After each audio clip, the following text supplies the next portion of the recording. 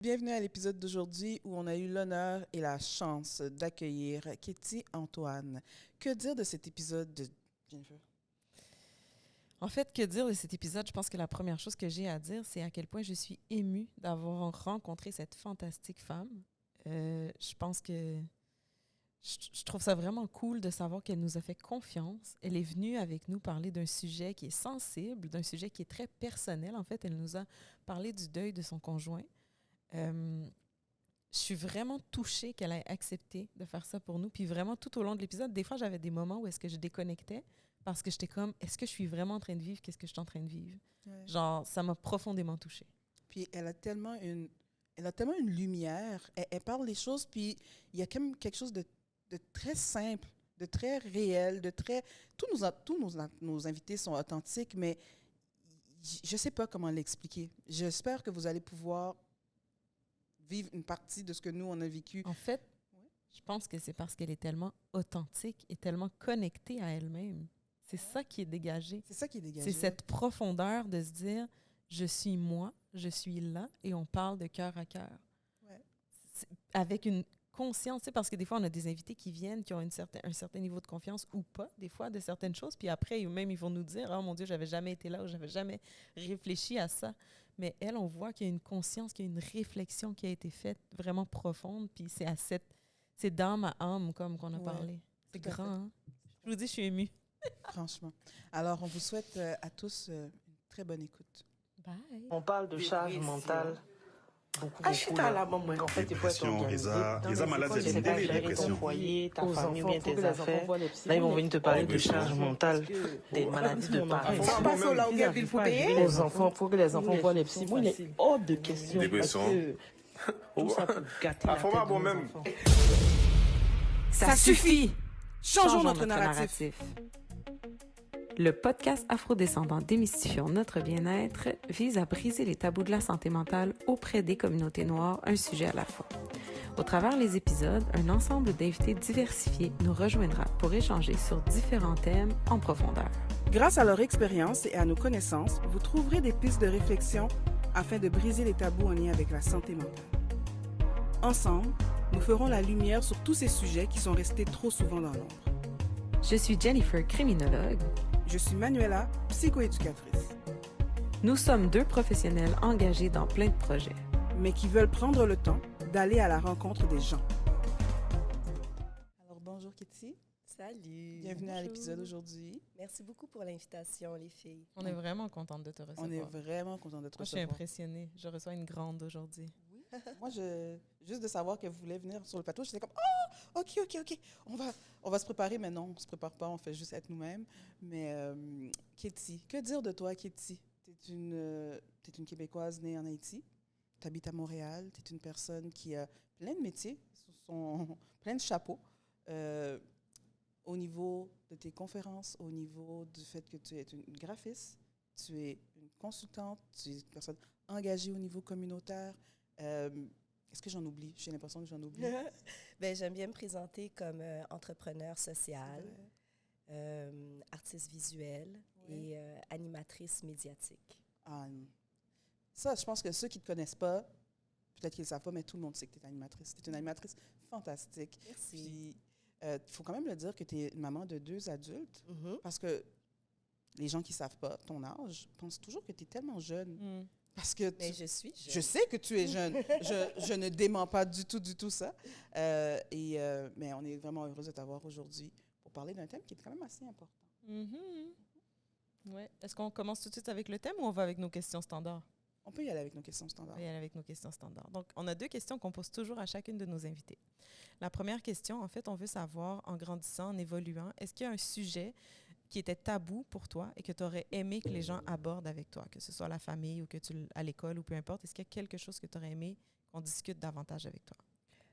Par rapport à mon écosystème, ma famille, mes professeurs, les gens qui étaient mes mentors, c'est dans ce sens-là la question. Ouais. Moi, depuis que je suis jeune, j'ai toujours eu à cœur à comprendre comment les choses fonctionnent. Je trouve que c'est des conversations qu'on n'a tellement pas avec nos jeunes, comment la société fonctionne, le système, l'éducation, la politique, comment l'argent circule. C'est tout des sujets de construction, d'architecture de notre société, l'anthropologie. Moi, c'est ça qui m'intéressait, de comprendre comment les choses fonctionnent. Ouais. Je trouve que c'est... En tout cas, ça fait écho en moi parce que je me dis quand on comprend le sens, quand on comprend un peu d'où on vient, on comprend où on va. Puis c'est vrai que souvent, on ne va pas expliquer aux enfants, par exemple, on fait ça ou telle chose, ou d'où ça vient et pourquoi on le fait. Puis après ça, ben, ça fait des frictions parfois quand les gens veulent changer des façons de faire ou des trucs comme ça, ou qu'on n'a pas réfléchi au pourquoi ou qu'on ne s'attarde pas au processus. Ça a des impacts sur la vie quotidienne. Mais ça a aussi des impacts dans la construction de son identité. Quand on ne comprend pas dans quel milieu qu'on évolue, comment les choses circulent, comment le pouvoir est distribué. C'est plein de thèmes qui ont l'air vraiment énormes. Mais on est dedans. Concrètement, je pense que c'est intéressant et important d'aborder ces conversations-là avec les citoyens dès qu'on est en mesure de réfléchir. Ouais. Moi, je pense que je suis en mesure de réfléchir. J'avais 4 ans, puis je posais des questions intenses là, à mes parents. Ouais. Ouais. Moi, j'en ai une comme ça à la maison. Moi aussi, j'en ai une comme ça. Elle me pose des questions, puis là, je me dis, oh. Moi, j'en ai 2. C'est les deux, ils sont... Mais en même temps, c'est de... Est-ce que toi, quand tu étais plus jeune, on te disait que c'était des choses d'adultes, puis c'est pas le temps d'en parler? Ou on te répondait quand même un peu? Non, on me répondait pas. On te répondait pas? On me répondait pas, et ça éveille beaucoup de frustration. Je sais pas, moi, dans ma famille, il y avait vraiment les hiérarchies de génération. Léo Timoun ou Timoun. Léo Grand Moun, c'est Grand Moun. Ouais. Comme il y a les paroles qui se croisent pas. Non relou. Il y a des termes même qui sont répétés puis qui peuvent être vraiment très blessants. Oui. Et là, le rôle d'un enfant versus le rôle d'un adulte, moi, j'ai l'impression qu'il y a une espèce de... Je sais pas comment toi tu l'as vécu, mais l'espèce de... Quand tu es rendu un adulte, tu es supposé tout savoir. Mais il n'y a pas eu de transition. Là, tu étais un enfant, gère-toi, puis là, tu es un enfant jusqu'à ce que tu quittes, parce que tant que tu es à la maison, tu es un enfant. Puis après ça, quand tu es rendu un adulte, mais tu es grand monde chez toi, ou tu as supposé qu'on te bagaille comme ça, tu es supposé avoir une espèce de science infuse qui n'a pas nécessairement été transmise. Ouais. Puis ça, je trouve que c'est dommage, alors que la curiosité d'un enfant, c'est beau. Un enfant qui veut comprendre. Et puis moi, il y a toujours une limite dans comment on explique à un enfant. Même des fois, mon enfant me le dit, là, « Maman, tu sais, je suis juste un enfant, tu dis trop de mots compliqués. » mais je pense qu'il y a beaucoup de choses qu'ils peuvent comprendre si on s'ajuste au niveau de langage aussi. La deuxième question qu'on a pour tous nos invités, c'est à quel moment tu as réalisé que tu avais une santé mentale et qu'il fallait en prendre soin? Hey, c'est une bonne question, ça. Très tôt. Très tôt. Je pense pas que j'appelais ça santé mentale à cette époque-là. C'était plus comme mon bonheur, mon équilibre. Dès mon âge primaire, je comprenais que ça prend une routine. Il faut avoir des bonnes habitudes. Et c'est ça qui amène le bonheur, la discipline et le succès. Très, très, très jeune. Mais encore là, c'est des conversations que j'essaie d'avoir avec les adultes autour de moi, puis c'était toujours un peu compliqué. Mais je pourrais te dire, pour répondre à ta question, dès l'âge primaire, j'ai compris qu'il fallait que je fasse attention à moi. C'est bon, c'est tôt. C'est vraiment tôt. C'est tôt, comparativement à ce qu'on entend comme réponse habituellement. Les gens, souvent, c'est des événements marquants qui leur fait prendre conscience de « Hey, il faut que j'en prenne soin. » Puis c'est vrai que c'est là. Puis toi, c'est comme si c'était comme une naturelle. Ben, tu sais, je vous explique, je suis une enfant qui se posait beaucoup de questions. Alors, je cherchais des réponses. Si je ne peux pas trouver les réponses auprès des adultes autour de moi, ben, je vais trouver les réponses ailleurs. Des fois, les réponses sont dans une émission de télé, dans un film, à la bibliothèque, dans une conversation avec un professeur. Donc, très jeune, j'avais vraiment ce désir, non seulement de comprendre mon écosystème, mon entourage, mais aussi de me comprendre. Ouais. C'est ce qu'on disait la dernière fois. Il me semble qu'on en a parlé, mais c'est ce qu'on disait, c'est ce qui serait souhaitable pour tout le monde. Parce qu'il ne faut pas nécessairement attendre qu'il y ait un événement critique qui arrive puis que là, tu n'es plus capable de continuer pour te rendre compte que tu dois prendre soin de toi. Au contraire, on devrait apprendre ça aux enfants déjà, de prendre soin de soi pour qu'ils puissent grandir en ayant Conscience, cette là. conscience-là. Conscience, oui. Heureusement, je pense qu'il y a de plus en plus d'adultes qui le font. Ça ne veut pas nécessairement dire que c'est fait à hauteur égale partout et dans tous les...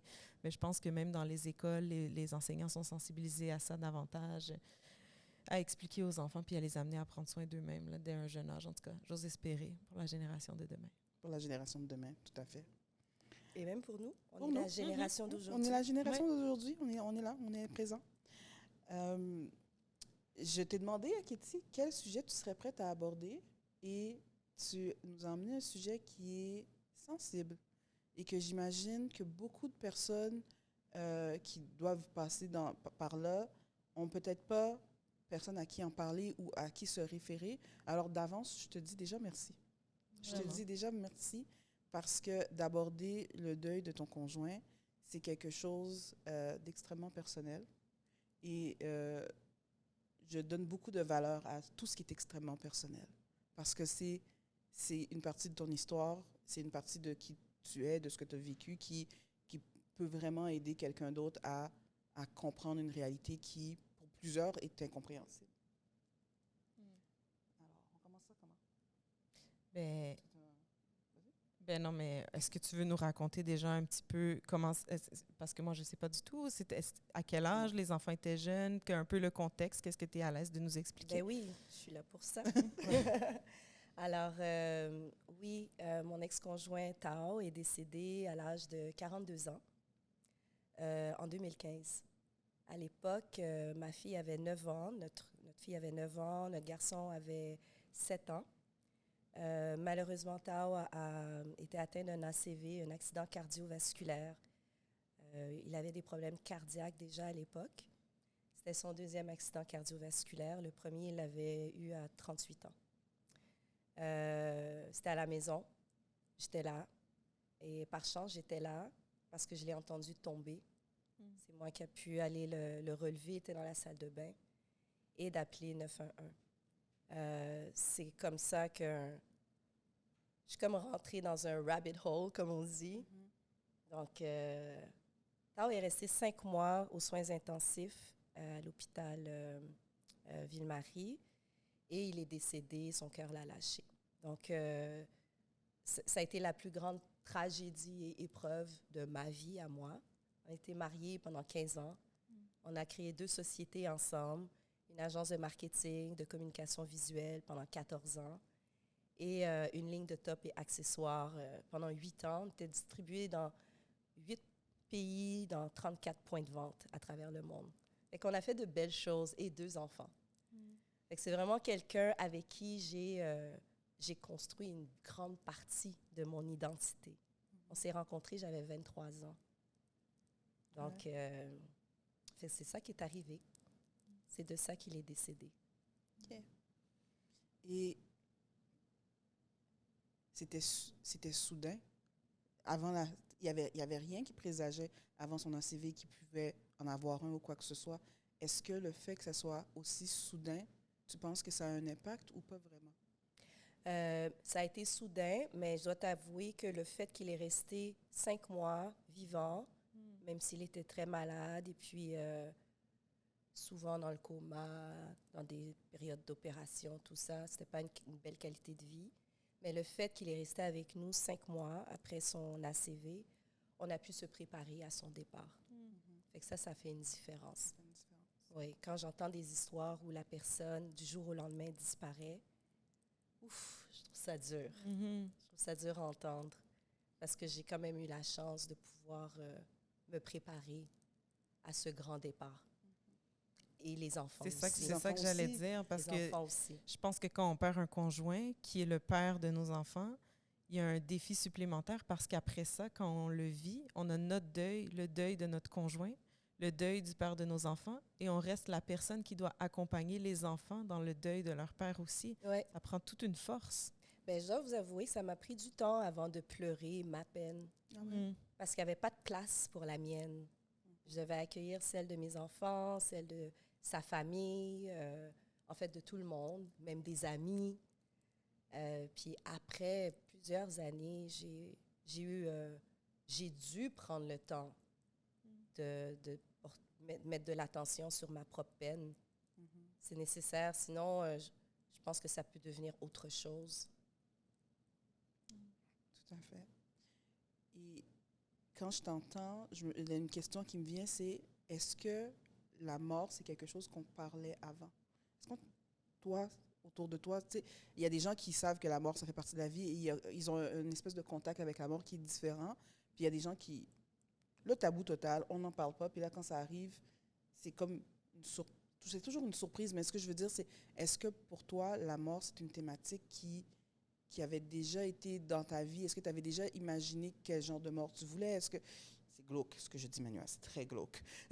Mais est-ce que pour toi, c'est ça, c'est quoi ton rapport avant et après le deuil de ton conjoint? C'est quoi ton rapport à la mort? Avec la mort, ben, la mort, c'est pas une dynamique qui était vraiment existante chez moi, dans ma famille. Mes 2 parents étaient vivants. J'avais pas vraiment perdu des gens qui habitaient mon cœur. Fait que c'est vraiment la première fois que je perdais quelqu'un d'aussi près. Puis il faut quand même que je vous partage le fait que après toutes ces années de vie commune, les enfants, les compagnies, Tao et moi, on a décidé de se séparer après 15 ans. Donc, il y avait aussi le deuil de la séparation de notre famille. Et après, il y a eu le deuil de son départ. C'est plein de dynamiques. J'aurais vraiment aimé que ce soit très simple, que j'aie juste à vivre un deuil classique comme tout le monde. Mais ma vie, elle est différente. J'ai eu à vivre un deuil, un divorce et de la toxicomanie dans mon foyer. Fait que c'est beaucoup de douleur à vivre en même temps. Moi, ça m'a pris, je pense que c'est cette année que je peux dire que j'en parle sans que ma voix tremble. Je suis capable de tirer des leçons. C'est comme j'ai tourné une page de cette douleur, de cette expérience de ma vie. J'ai fait de la thérapie.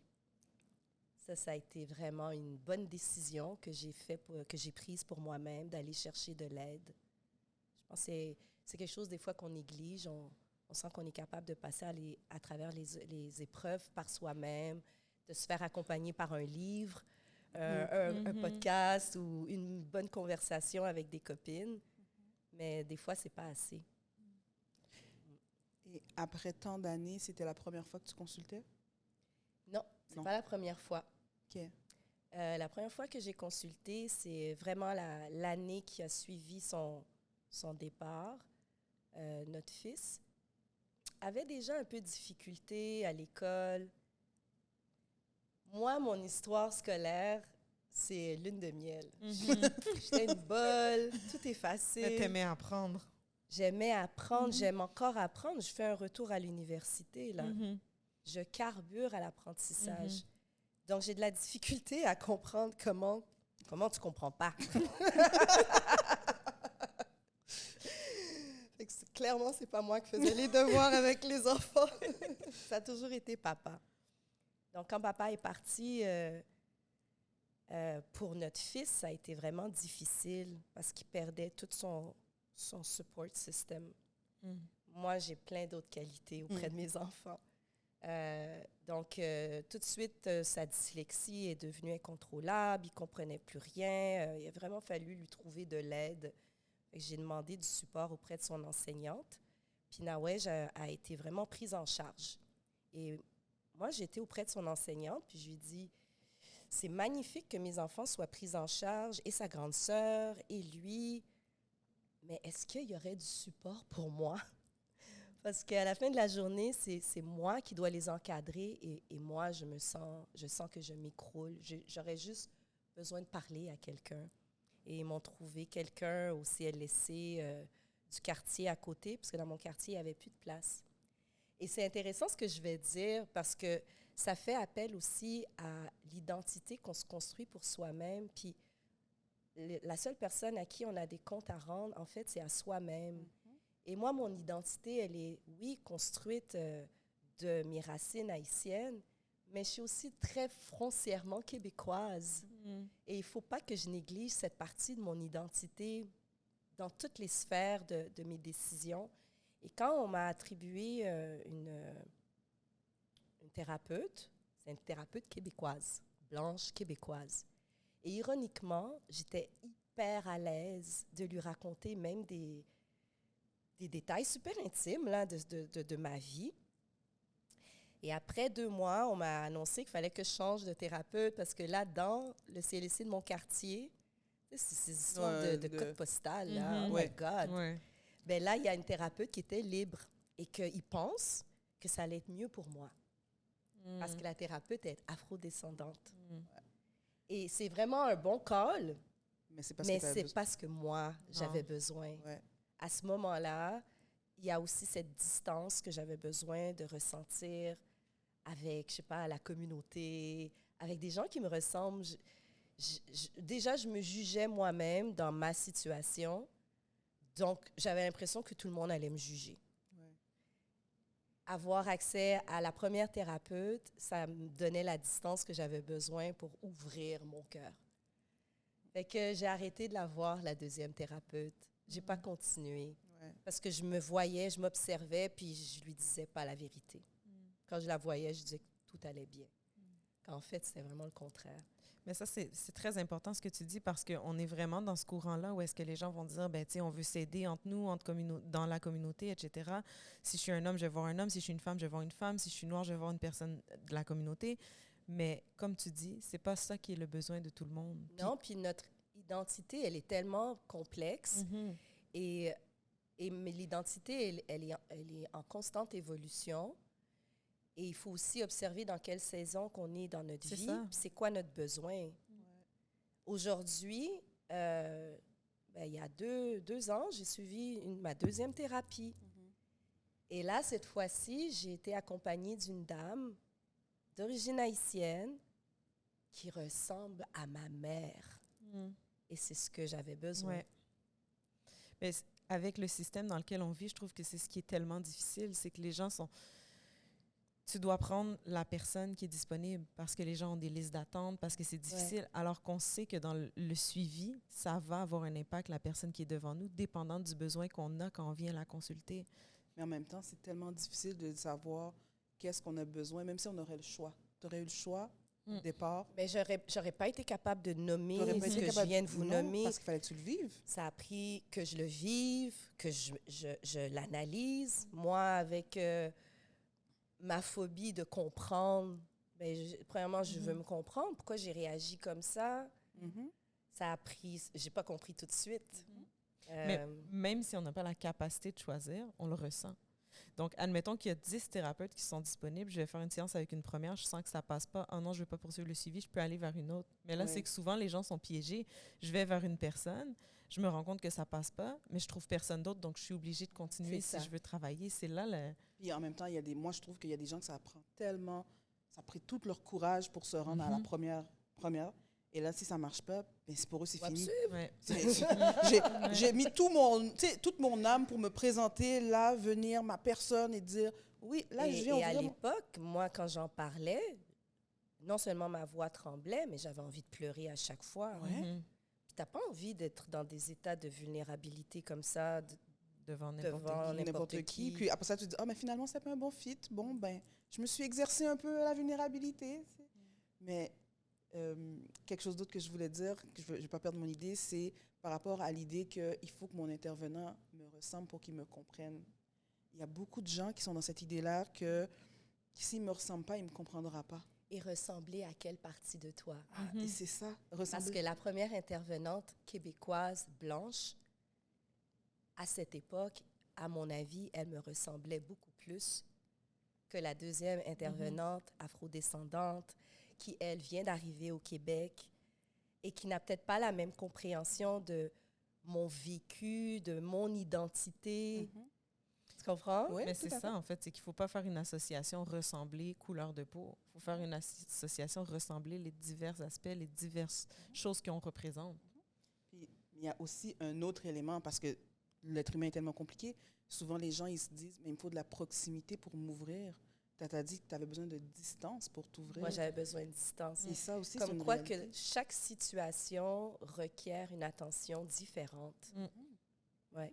Parce que de dire, j'avais besoin de distance pour avoir le droit d'être complètement moi, il y a plein de gens qui vont se dire, ben non, moi j'ai besoin d'être à la limite connecté, puis que l'intervenant finisse ma phrase pour sentir que, OK, là, elle me comprend. Et je pense que le besoin d'être compris par l'autre versus de se comprendre soi-même, ça aussi, il y a des gens, ils ont besoin que les autres les valident, puis il y a des gens qui ont besoin qu'eux puissent comprendre leur propre histoire. Tout le monde a besoin de comprendre soi-même.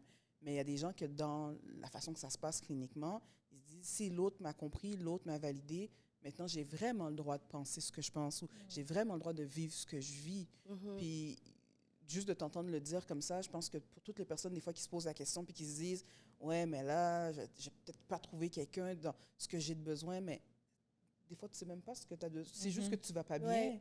Mais à l'époque, moi, je sais que ce que je cherchais, c'était de parler. Je cherchais à parler, à mettre des mots sur mes ressentis, parce que je sais que ma guérison passait par là. Mais après aussi, j'ai une personnalité tellement optimiste, lumineuse, joyeuse. Naturellement, même à travers mes pires adversités, je reste lumineuse, souriante. Je suis quelqu'un qui regarde toujours la leçon derrière la tragédie, le cadeau derrière la situation. Fait qu'à travers tout ça, moi, je cherchais quand même, avec mon ADN, à trouver mon cadeau, la leçon. Puis j'ai ma routine tous les jours. Là, moi, je dois m'occuper de bébé. J'ai pas, même pas le temps de pleurer, là, finalement, tu sais. Fait que c'est vraiment... on est quoi, 10 ans plus tard? C'est 10 ans plus tard que là, mes enfants plus grands, que là, j'ai du temps pour moi et que je peux revenir sur ce chapitre, mais pas juste ce chapitre, tous les autres qui ont suivi, parce que la vie continue. Des fois, il y a d'autres traumas qui se rajoutent, qui se greffent. Donc, au lieu de prendre des vacances qui m'auraient coûté une belle petite fortune, j'ai pris cette même petite fortune, puis je l'ai investie en moi. Je l'ai investi à juste aller voir dans mes angles morts qu'est-ce qui n'a pas été réglé avec le temps, qu'est-ce qui n'a pas... quelles autres blessures qui se sont rajoutées ou qui étaient déjà là, qui ont fait en sorte que j'ai fait des choix de chemin, de personnes, de dynamique. Fait que je suis vraiment contente d'avoir fait ça pour moi-même, vraiment. Et c'est cette thérapie, cette conversation avec cette dame incroyable, je lui en serai éternellement reconnaissante et qui ressemble tellement à ma mère que j'ai pu nommer des choses parce que pendant des années, je m'obstinais auprès de ma mère pour avoir le type de relation dont je rêve. Et à un moment donné, j'ai dû me parler comme « relax, elle n'est pas capable. Mamie n'est pas capable. Prends mamie là où elle est et de la façon, avec l'énergie qu'elle est capable de te donner. » Fait que j'ai fait la paix avec cette relation que je désirais vivre avec ma mère. Et maintenant, j'accepte la relation qu'elle est capable de me donner et je la sublime. Mais ça, c'est grâce à cet été de thérapie que j'ai eu avec cette dame. En fait, j'ai pu lui dire tout ce que j'aurais voulu dire à ma mère et elle a pu me répondre ce que j'aurais voulu entendre comme réponse, puis ça a comme guéri quelque chose en moi. Fait que là, on sort du sujet du deuil, mais je trouve que ça reste quand même dans les solutions que moi j'ai trouvées pour continuer ma route dans ma vie, dans ma réalité. Quelqu'un qui vivrait un deuil par rapport à son conjoint, qu'est-ce que tu lui dis spontanément? Je suis tellement quelqu'un qui n'aime pas donner des conseils, parce que les conseils que moi j'ai trouvés pour moi-même sont vraiment designés pour la personne que je suis. Donc, je me garde toujours une petite gêne pour donner des conseils aux autres. Peut-être que ce que j'ai fait pour moi n'est pas du tout applicable pour toi, mais ce que je dirais à quelqu'un qui est en train de vivre son deuil, c'est accroche-toi, ça va passer. Tout passe. Tout passe. Oui.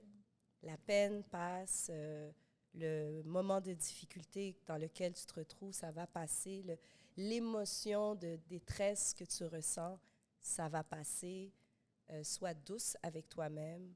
Va chercher la dynamique que tu as besoin. Et puis, laisse le temps faire son œuvre. Le temps est un médicament. Mm. Ouais. Puis tout à l'heure, tu as dit, j'ai été en thérapie pour voir ce que le temps n'avait pas guéri. Fait qu'il y a une partie de toi qui, naturellement, se dit, ben, avec le temps, ça va disparaître. Ou au fond de toi, tu savais quand même qu'il y avait un travail à faire. Il y a un travail à faire. OK. Le temps, c'est pas juste avec le temps, tout va, là, non. Il faut faire le travail. Le travail se fait de plein de façons. Ça peut être faire du sport, avoir un projet. Moi qui carbure au projet. Vous me comprenez un peu mieux. Très bien, très bien, très bien. On comprend ça. C'est un carburant très puissant, le projet. Fonctionnel, là, X++. Ouais. Non, il Ouais. faut s'occuper. Il faut s'occuper l'esprit. Il faut déverser ses passions dans quelque chose. Et à travers ces actions, ces conversations, on arrive à se reconstruire une identité propre. Oui, c'est pas juste le temps. Mais en fait, c'est vers là que j'allais. Comment est-ce que vivre un deuil comme ça, en fait, ça doit transformer une identité? Donc, comment est-ce qu'on se redécouvre? Tu sais, on passe de, par exemple, femme ou, tu sais, on coparentait avec l'autre. Puis là, du jour au lendemain, on devient le seul parent de la famille. On est veuve. Il y a des choses aussi que les gens doivent nous attribuer qu'on n'est pas nécessairement prêt à accepter dans ce rôle-là, puis qu'on doit redéfinir. Oui. Moi, pendant longtemps, j'étais fâchée avec mon ex qui est parti. C'est comme, c'est quoi ton rapport? C'était pas ça le plan, là. J'ai besoin de toi. J'étais vraiment fâchée. Puis, il a fallu que je fasse la paix parce que cette énergie, la seule personne qui en souffrait, c'était moi.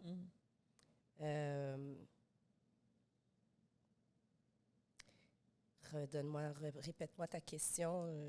Non, mais en fait, c'était juste de savoir comment est-ce qu'on recrée une nouvelle identité une fois que cette personne n'est plus là. Cette nouvelle identité.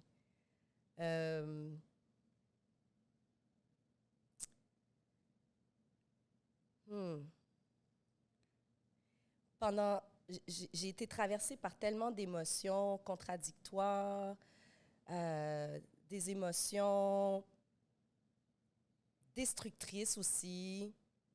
C'est pas évident. J'essaie de trouver une réponse simple, mais c'est pas évident. J'ai trouvé ça vraiment difficile. J'ai trouvé ça difficile d'élever mes enfants seuls. J'ai trouvé ça difficile de ne pas avoir la solidarité de mes familles dont j'aurais voulu. Vraiment, le mot que j'ai qui vient en tête, c'est j'ai trouvé ça vraiment difficile. Et ce que j'ai eu à faire, c'est de focusser sur les enfants. J'ai décidé de focusser sur eux, focusser sur leur équilibre. Je me dis, si les enfants sont bien, je vais être bien. Si je rate mes enfants, c'est la fin de mon monde. Ouais. C'est quoi rater un enfant? Ça me gratte à l'intérieur quand j'entends ça. Je sais que beaucoup de mamans, on est maman, il y a beaucoup de mamans qui mettent leur équilibre sur l'équilibre de leur enfant. Mon enfant va bien, je vais bien. Mon enfant va pas bien, ben je fais quelque chose de pas bien. Et si ces enfants-là, ils ne seraient pas passés au travers de ce deuil-là comme tu l'aurais souhaité, tu aurais vécu ça comme ton échec à toi. Absolument. Et là, toi, qu'est-ce que tu connais dans le deuil de l'enfant qui fait que tu sois la personne qui soit capable de s'assurer à 100% que ces enfants-là vont être dans un équilibre optimal, ou est-ce que ce que tu vas voir de eux, tu dis oui, tout va bien. C'est tellement chargé. C'est tellement chargé. C'est tellement lourd. De responsabilité que je me suis donnée, mais c'était mon médicament. C'est ton médicament. Ouais. Ça t'a gardé. T'es en mission. Ouais, j'étais vraiment en mission. Puis là, tu vois, je l'avais mis sur les réseaux sociaux. J'ai amené ma fille à l'université. Elle est dans une autre province. Et c'est pas le fait qu'elle est à l'université, on s'entend. Elle m'aurait dit qu'elle ne poursuit pas ses études puis qu'elle va sur le marché du travail. c'est parfait aussi. Mhm. L'important, c'est qu'elle vive ses choix à elle. Ouais. Et moi, je vais toujours être là pour l'encourager puis l'aider. Moi, mon critère de réussite, c'est comment tu te sens dans ta peau. C'est vraiment ça. Qu'est-ce que tu crois qui est possible pour toi et comment tu te parles. C'est ça. Des très beaux critères. Oui, c'est Des ça. très, j'allais très dire. beaux critères. Prenez note à la maison. Elle n'aime pas donner des conseils, mais ces critères-là sont très bons parce que la réussite, souvent les gens vont voir des choses extérieures et non pas les choses intérieures. Mhm. Et on passe, comme je l'annonce des fois, je dis aux gens, je vais vous annoncer quelque chose de très important. Parce que vous m'écoutez, vous allez passer toute votre vie avec vous-même. Ouais. Oui. Si ça C'est va- la seule certitude. C'est la seule certitude. Jusqu'à la dernière seconde, Mm. vous êtes avec vous-même. Et là, si cette relation-là, c'est pas géré comme une relation, si c'est pas perçu comme... Si on s'en rend même pas compte à quel point on peut mal se parler, mais c'est une souffrance, c'est une douleur qui est à l'intérieur Exactement. et qu'on porte dans n'importe quelle action qu'on fait, mais on est toujours avec nous. Alors pour moi, c'est ça. Quand j'entends Moi, je les gens dis, qui disent ça... Excuse-moi. Vas-y. Parce que je dis ça souvent en plus, là, même plus à mes enfants. Là, je me sens la maman de tout le monde. Je dis souvent à mes enfants, tu sais, ta vie, elle t'aime tellement qu'elle va jamais te contredire. Mm. Ta vie t'aime tellement que si tu crois que tu es la pire des pires, ta vie va te prouver que tu as raison. Ouais. Ta vie t'aime tellement que si tu crois que tu es à la bonne place, elle va s'arranger pour te prouver que tu as raison. Tu as raison. Fait que choisis bien. Choisis bien. Mm. Décide. Parce vois. que ta vie va vraiment t'encourager, peu importe ton plan.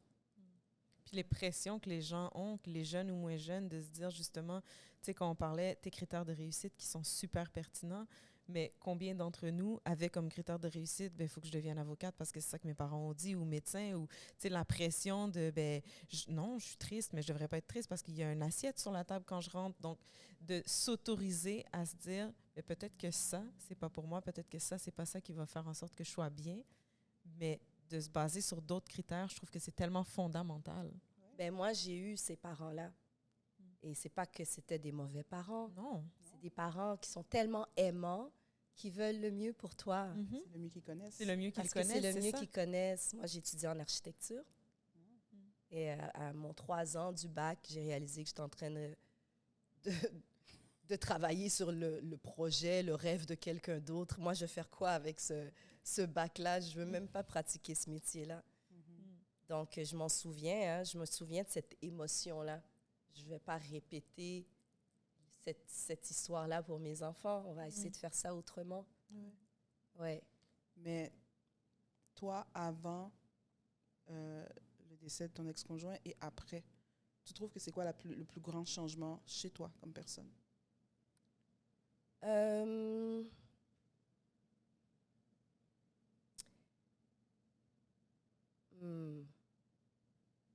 Peut-être que je suis quelqu'un de plus sage. Non, pas vrai.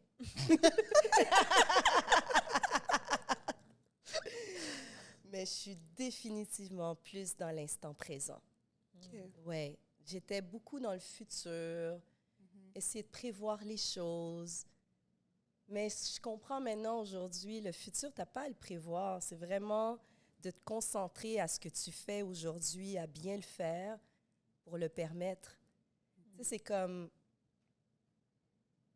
J'ai la chance, contrairement à Tao, qui est décédé, aujourd'hui, j'ai complété des cycles. Fait que je suis plus trop dans la théorie. Maintenant, je sais que c'est comme ça que ça fonctionne. Tu comprends ce que je veux dire? Ouais. Parce que j'ai vraiment bouclé des boucles. Je suis comme, ah! Ça marche comme ça! Oui, tout part de soi. Il faut vraiment travailler sur la construction de son identité. Je pense sincèrement, c'est le travail le plus important qu'on a à faire comme être humain sur cette grosse roche-là, dans le temps qui nous est alloué. On a tellement l'impression qu'on est en vie puis ça va être pour toujours. Non, c'est vraiment là un temps très délimité. Il y a un début, très il y a une fin. incertain. Ouais. Il y a un début, il y a une fin. Alors, concentrons-nous sur ce moment présent et surtout sur soi-même. Qui es-tu? Qui suis-je? Qu'est-ce que tu veux devenir? Travaille là-dessus. Entoure-toi du bon écosystème. Concentre-toi sur le travail qui va te permettre les possibilités que tu veux manifester.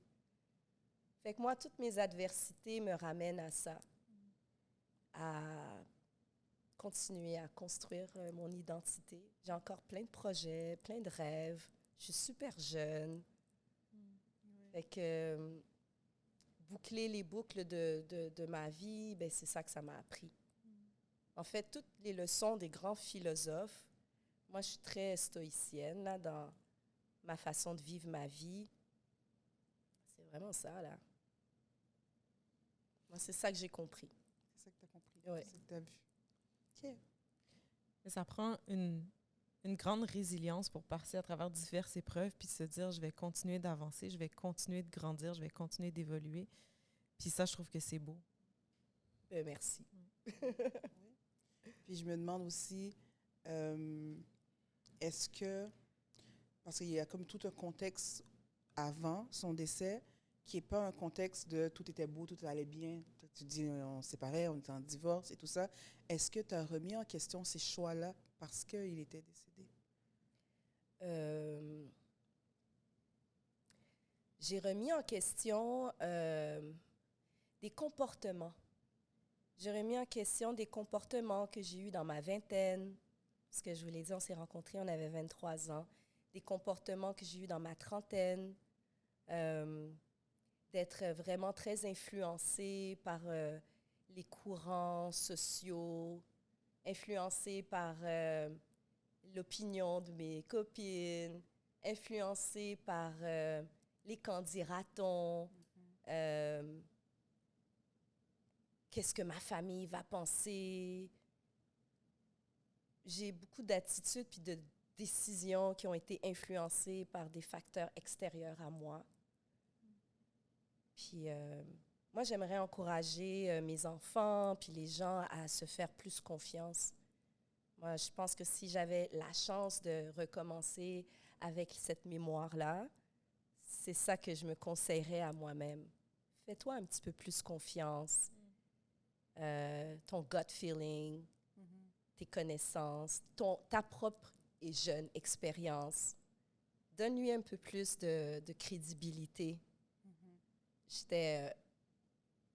J'ai toujours été une enfant, tu sais, haïtienne, très obéissante, en bon timoun. Ouais. Toujours. Mais des fois, il ne faut pas toujours être en bon timoun, tu sais. Oui. Tu sais, il faut écouter son instinct. Donc, moi, c'est ça la différence. Aujourd'hui, j'écoute énormément mon instinct. Énormément. Pour moi, c'est vraiment l'intelligence de mon corps. C'est l'intelligence de mon expérience. Il n'y a rien de farfelu là-dedans. Moi, je trouve que c'est très scientifique. Non, non, c'est oui. Ouais. Et il y a quelque chose de très... être un bon timoun, dans la culture haïtienne, c'est d'écouter l'ordre qu'on te donne, d'écouter le chemin qu'on te donne. Être obéissant. Être obéissant sans réfléchir. Parce que tu n'as pas besoin de réfléchir, il y a quelqu'un de plus intelligent que toi qui l'a fait.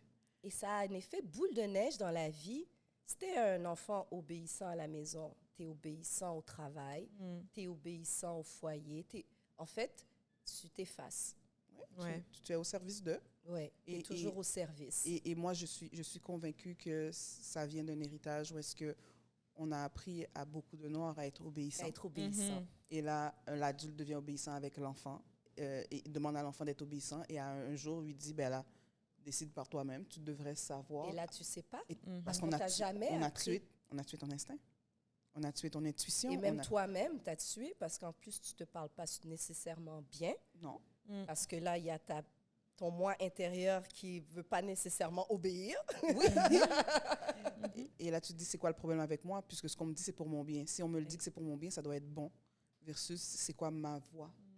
Il y a beaucoup dans les valeurs qu'on veut donner, les valeurs qu'on apprend de la vie, qui on est et qui les gens voudraient qu'on soit, que j'entends beaucoup dans tout ce que tu dis présentement et que j'espère que les gens, que ça soit dans une situation peu importe, n'importe quelle situation de leur vie, soient capables d'être réellement connectés puis comprendre ce que ça veut dire d'être connecté à soi. Parce qu'il y a des gens qui disent « OK, mais là, j'essaye, puis là, je comprends pas. Parce que c'est contradictoire, parce que c'est conflictuel, parce que ben, si je m'écoute, là, je ferais ça. Mais ça fait pas de sens. Puis là, il coupe tout de suite. Puis là, tu te dis « Mais attends, mais ça représente un besoin. Peut-être que c'est pas... » Là, tu le dis en exagéré parce que ça fait 20 ans que tu aurais voulu, puis ça sort comme si « Ah, là, si je pouvais, je partirais, puis je m'en irais, puis je reviendrais plus jamais. » Mais je ferais jamais ça. Mais tu as tué le... Mais peut-être que tu as juste besoin d'une pause. Peut-être c'est ça, ton gut feeling te dit. T'sais. Mais je trouve ça vraiment, vraiment intéressant. Je trouve ça intéressant que... Et tout se fait petit à petit. Oui. C'est pas... Les gros changements de la vie, ben, ça se fait petit à petit. Petite étape à la fois. C'est comme ça qu'on y arrive, en fait. Parce que de toute façon, il n'y a personne qui peut prendre une grosse bouchée puis changer quelque chose du jour au lendemain. Le navire, il ne va pas tourner. Il ne va pas tourner. Ouais. Et est-ce qu'un deuil comme celui-là, ça fait bouger plus vite ou plus lentement? Ça dépend comment toi, tu décides de le vivre. Moi, mon deuil, j'ai décidé de considérer le souvenir de Tao comme une présence dans notre famille. Donc, les enfants ont grandi avec leur père. Tous les jours, il était présent dans la prière avant le repas, la prière avant le dodo. Son nom était prononcé au moins 3 fois par jour. Il y a un gros portrait de lui dans le salon. J'ai toujours voulu que les enfants, malgré qu'ils n'ont pas accès à la présence charnelle et physique de leur papa, qu'ils aient accès aux souvenirs, qu'ils aient accès à son essence, je ne sais pas comment le dire mieux. C'est bien dit. Ça? Très bien dit, oui. À chaque anniversaire, on va le fêter au cimetière. On fait un pique-nique. On a fait ça chaque année. Chaque anniversaire de lui, la fête des pères.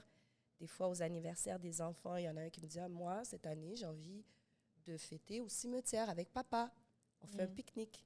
Et c'est ça qu'on a toujours fait. Je gare l'auto près de la tombe, on met la musique et c'est le party. On réveille les morts, d'accord? Intéressant.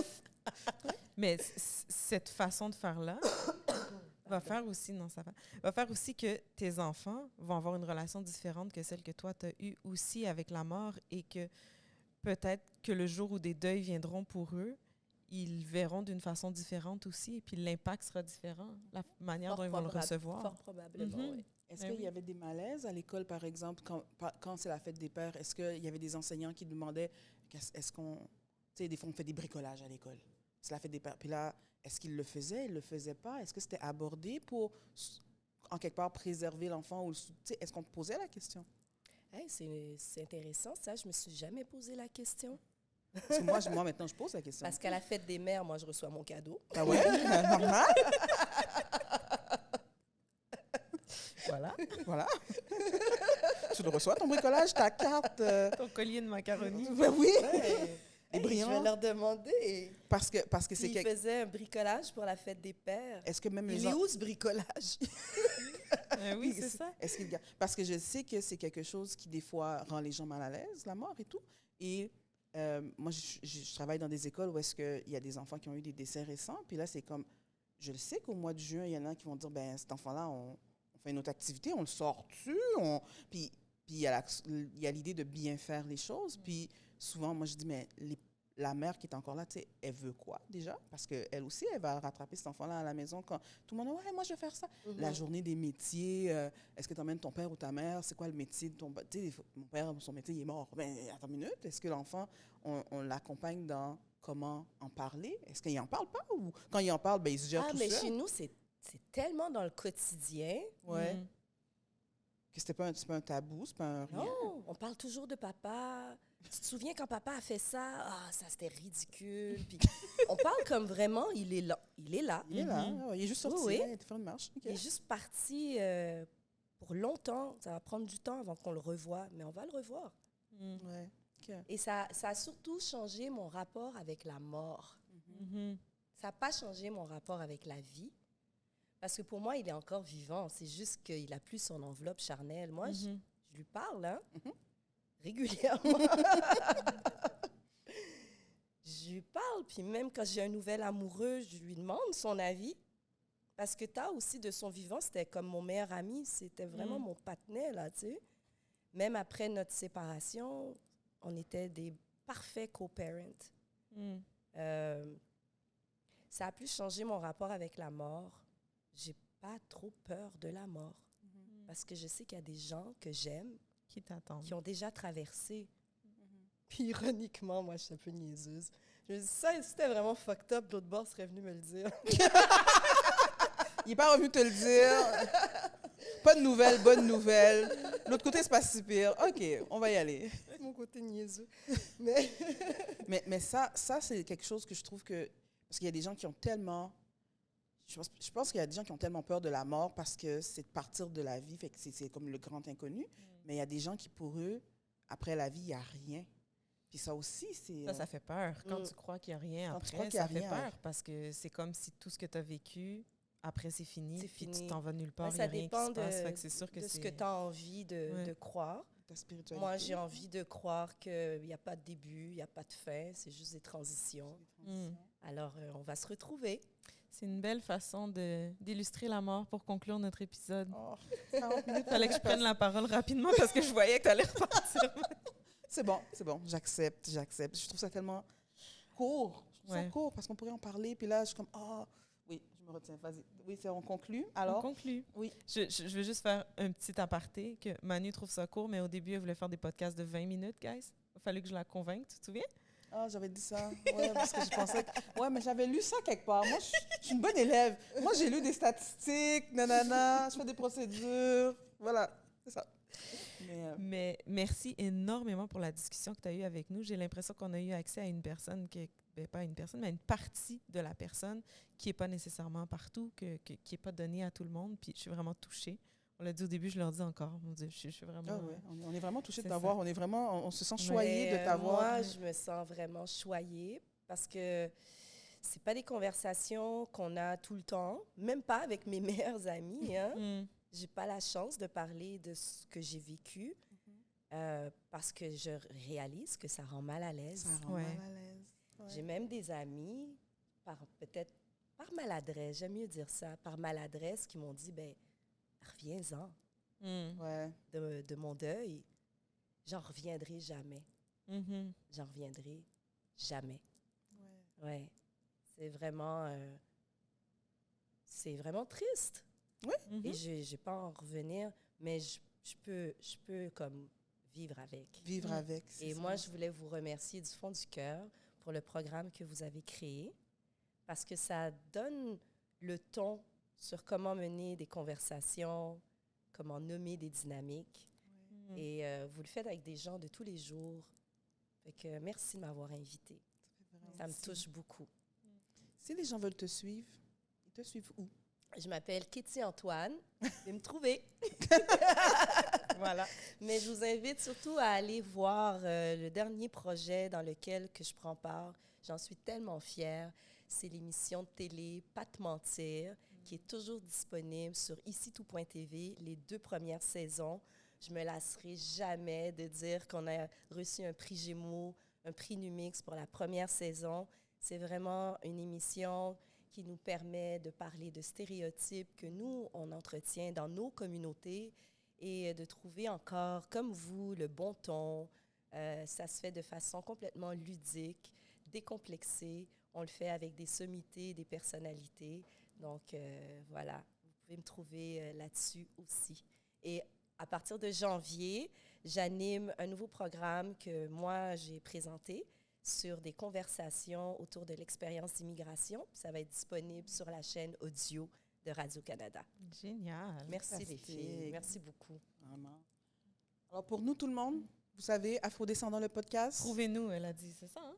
Trouvez-nous. Afrodescendant le podcast. Trouvez-nous. Faites le travail. Trouvez-nous. C'est comme ça qu'on s'appelle. Voilà. On le fait à la Kitty Antoine. Et on se voit sur Patreon pour répondre aux questions du public. Merci.